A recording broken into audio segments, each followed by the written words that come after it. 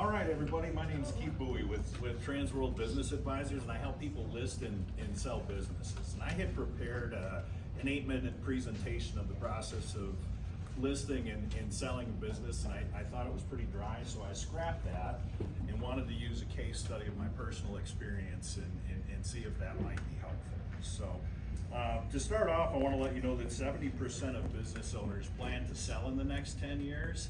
But only about 20 to 30% of those people actually do something to prepare for the sale. And that can have a big impact on what they take out of the business and what they've got to take care of themselves, either in retirement or provide for their family. So it's important that people take some time to really make the most out of what they're going to do. My aim in B&I is to meet people that are in that 20% that are prepared, or even better yet, meet people that want to be part of that 20%. That's where I can be really helpful. As a business broker, the most important part of the equation is the business owner that builds a business, because I can look at the numbers and present it to buyers that it's going to make sense for. But if they don't organize and do those things, I talked to a kid this week who wants 6 figures for a business that makes $6,000 a year. I can't make that happen for him. So the work that you do as a business owner is really much more important, and then I can do the tedious pieces to get you from getting in front of a potential buyer to get to the close. Why I do what I do. So I met my wife. I was at business school at DePaul, just wrapping things up many years ago, just as she was getting started. And we took advantage of a City of Chicago program where you could get some money to move into a good neighborhood. Mayor Daley was corrupt as heck, but very effective, and he loved Chicago. I took some of that money and got to stick build. I bought a house that was falling down, replaced every exterior stud, and we turned that into our first Jimmy John's. And I learned a lot in Jimmy John's. It's really a 3-number game. You manage your labor costs, you manage your food costs, and you manage your sales. So if you look at percentage of sale every week, you kind of move in the direction. And I turned that into what I did, and why I became a business broker was to sell a senior home care business. So we had left Minnesota after a failed business in Indiana. And I found out Minnesota takes 100% income tax on businesses owned elsewhere. So I said, we cannot live in a state that does that to us. It would have been irresponsible for us to say, so we moved to Florida. Very glad to be here. The weather is much nicer, but I feel like this business was a good case study, because I owned it for 6 years. And what I did is I really focused on the top line in the beginning. So we did $1 million in revenue our first year, leveraging what I learned at Jimmy John's by staffing to the number we wanted to sell. So we were one of the first agencies that had over $1 million in revenue in our first year and lost money. But what we were able to do was take that revenue, and over the course of 6 years, we started maximizing revenue, got to almost $3 million in revenue, and then we started cutting overhead costs.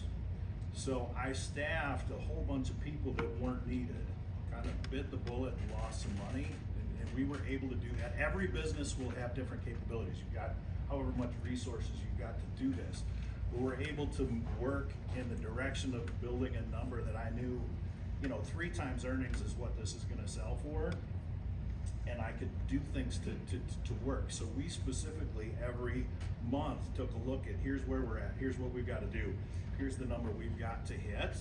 And as a business broker who's experienced business development, I can kind of work and let you know where you're at and what you need to do to realize the sale. Because if you come in and talk to me and on the seller side, a lot of you are going to say, well, I've been at this for 20 years and I've been busting my ass and I deserve this. And yes, you do. But it won't happen if the numbers don't back that up. So I can kind of talk to you about, here's what you've got to do. Here's the appropriate multiple for the income. And here's some adjustments you can make. And then if you start working on reducing those overhead costs, increasing revenue, I recommend for most situations, you work on the revenue the further out you are from the sale, and as you get closer to the sale, it's a lot easier to bring those costs down. If you let a manager go that's making $75,000 a year and not selling it, for the average business, that's gonna put over $200,000 in their pocket. So making those small adjustments can be a huge help in getting what you wanna do.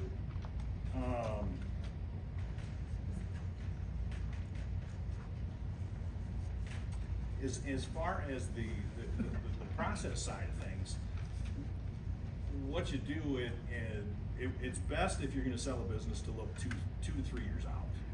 So I'd have a conversation with the business broker, kind of go through a plan, talk to an accountant. I would be reluctant on talking to some professionals and artificial intelligence on what a business is worth. It's best to look at earnings multiples from deal stats, so you can see what other deals have sold for, and then set your goals and see what you need to do.